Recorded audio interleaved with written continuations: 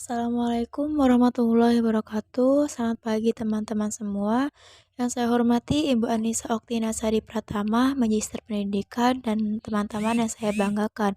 Izinkan saya memperkenalkan diri, saya Tika Kumala Dewi dengan NPM 11110600092 dari kelompok 8 beserta teman saya yaitu Siti Nurhasana dengan NPM 11110608086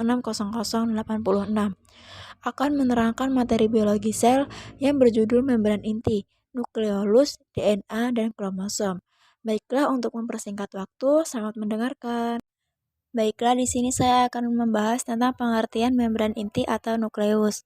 Nukleus pertama kali diidentifikasi oleh Robert Brown pada tahun 1931. Selanjutnya, banyak penelitian yang dilakukan untuk meneliti nukleus. Pada tahun 1910, Kosel meneliti komposisi kimianya. Dan pada tahun 1924, Erfelgen dan Rosenberg menemukan cara menguji DNA. Pada tahun 1953, J. Davidson dan Crick menemukan struktur DNA dan pada tahun 1957, A. Ertut menemukan adanya nukleotida pada nukleus. Selanjutnya, nukleus. Nukleus, apa yang dimaksud dengan nukleus? Nukleus adalah merupakan organel yang sudah terspesialisasi dan merupakan pusat administrasi dan pemrosesan informasi sel.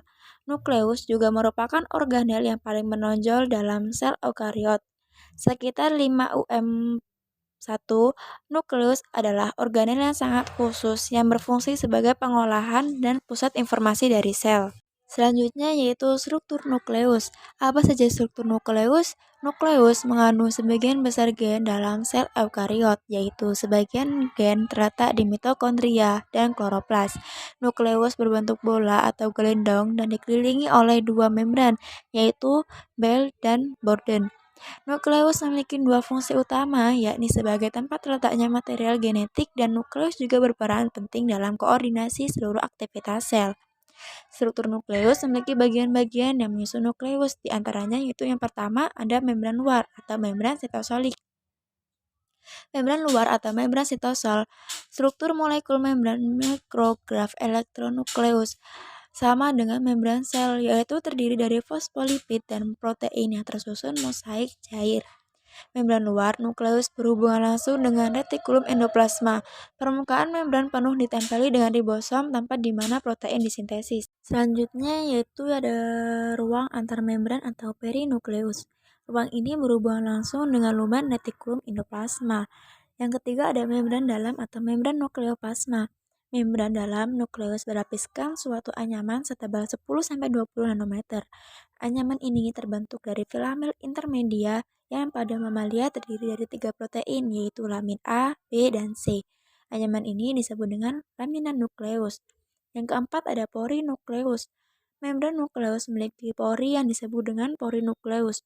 Pori ini terbentuk akibat menyatunya dua lapis lipid dari membran luar dan membran dalam nukleus.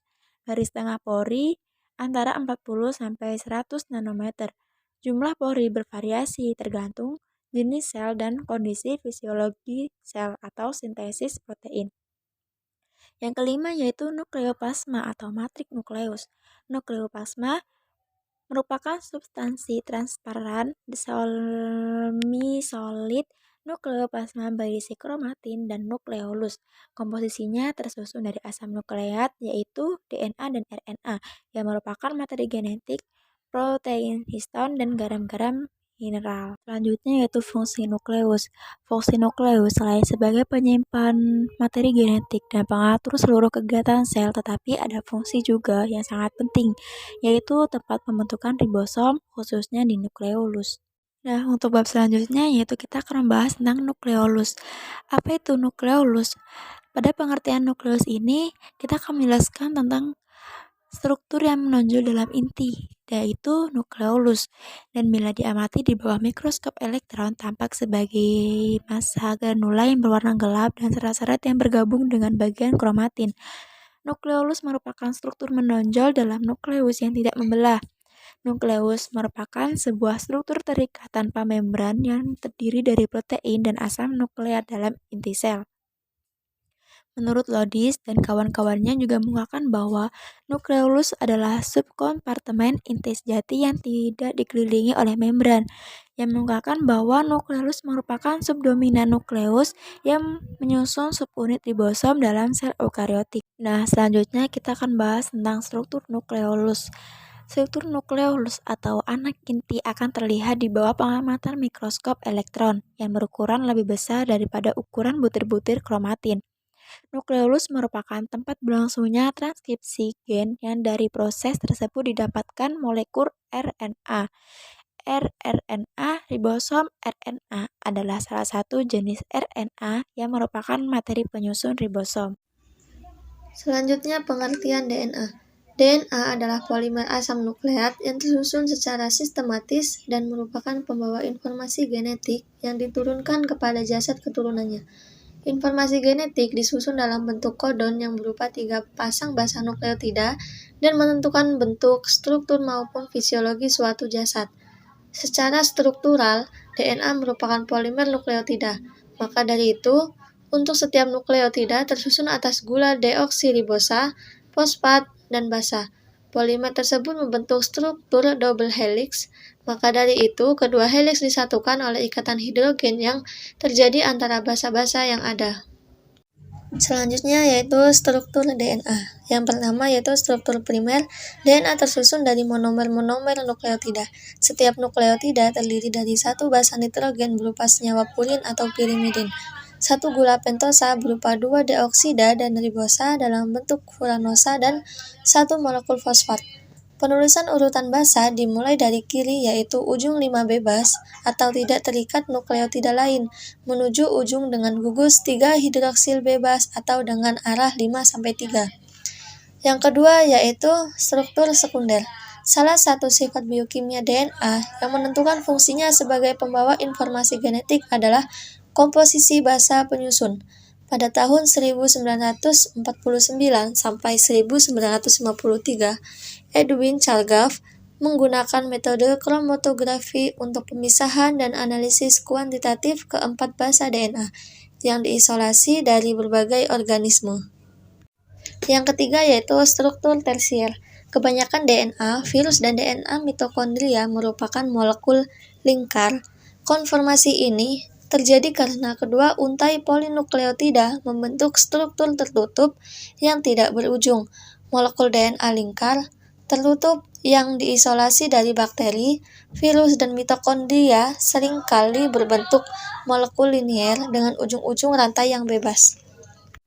Selanjutnya ada fungsi DNA. Fungsi DNA yang pertama yaitu untuk mengidentifikasi gen. Fungsi DNA kedua, menyintesis molekul kimia lain.